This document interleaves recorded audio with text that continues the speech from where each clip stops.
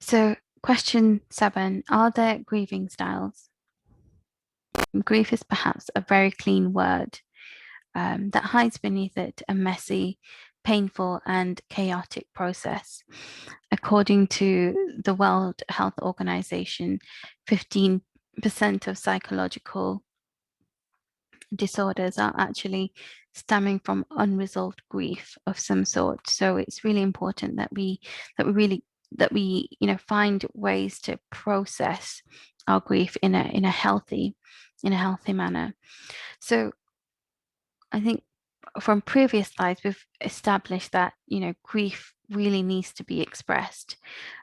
Grief is invisible, and there is nothing outwardly to suggest that somebody is grieving. But when we look beneath the surface, what we might notice is that,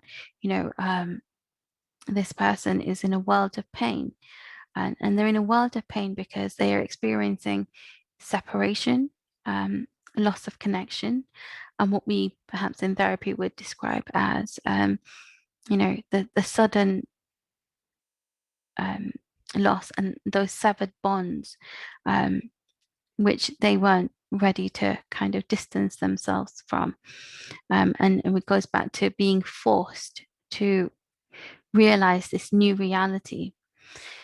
So whilst we have the capacity to react to loss in a variety of ways, there has been recent personality studies which has shown that there are basic patterns to grieving. And the first is, somebody having a deeply distressed discourse to the grief that they are experiencing. So the first is described as a deeply distressed discourse where grief is experienced as overwhelming.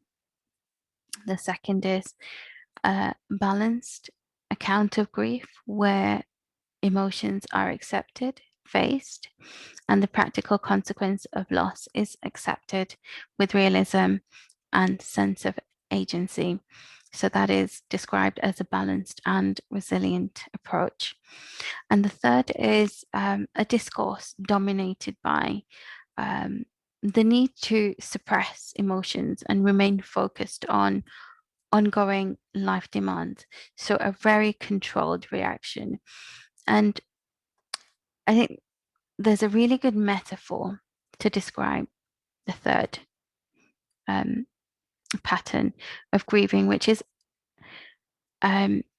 sometimes when we come up against a situation which is difficult to come to terms with. So you may have heard of that, that phrase that people use, that we tend to shove things or brush things under the carpet. There is another analogy that we tend to take whatever that situation is presenting and we put it in the freezer. And every time something challenging comes up, we take that and we put it in the freezer because we don't have the emotional availability or the mental capacity to be able to deal with that because we're so busy in the hustle of every day. We need to work, make sure we're looking after the kids, cook, clean, etc. Everything that we need to do to function. And when we put something in the freezer, what we're doing essentially is taking a fundamental part of ourselves that we need in our everyday lives, and we're putting that into the freezer and functioning without that important part of ourselves. And we need that peace. We need it to function as wholesome beings.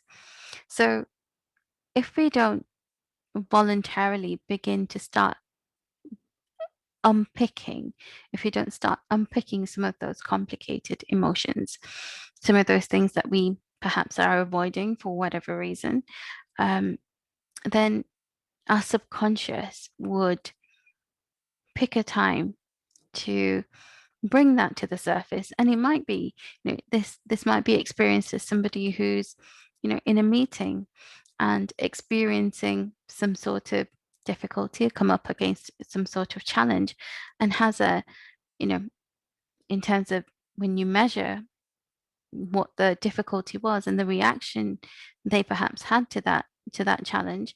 It could have been, bursting into tears in the middle of a meeting, which, isn't helpful, and perhaps not the best place to do that. But there are these involuntary reactions, and that is your body, your mind telling you to deal with this, because it might notice that there is a period of relative calm, or you're getting to that state of complete burnout because of all of these things that you're putting into the freezer, pushing yourself, and you kind of just getting through the day and not stopping and looking at, how am I getting through the day? How am I functioning without all of these pieces of myself that I put in the freezer? So we need to make time to engage with ourselves. We need to give ourselves the best of our time, and allow ourselves to engage with our feelings. And there's many ways, and we can be quite creative in how we engage with our feelings. And just going back to, just in terms of the people that experience a controlled reaction, um, it might be that, just getting through the day is enough of a struggle that engaging with our emotions just seems like, it's too overwhelming. But we always refer to the last straw that broke the camel's back. So it's actually never the last straw. It's just that we notice the last straw. It's all of the other straws that were just adding to that load that we didn't notice, we didn't identify at the time, but we see the last one. So typically, a person tends to prefer one coping strategy over the other. And it might be overwhelming, or it might be a resilient reaction, or a controlled reaction. And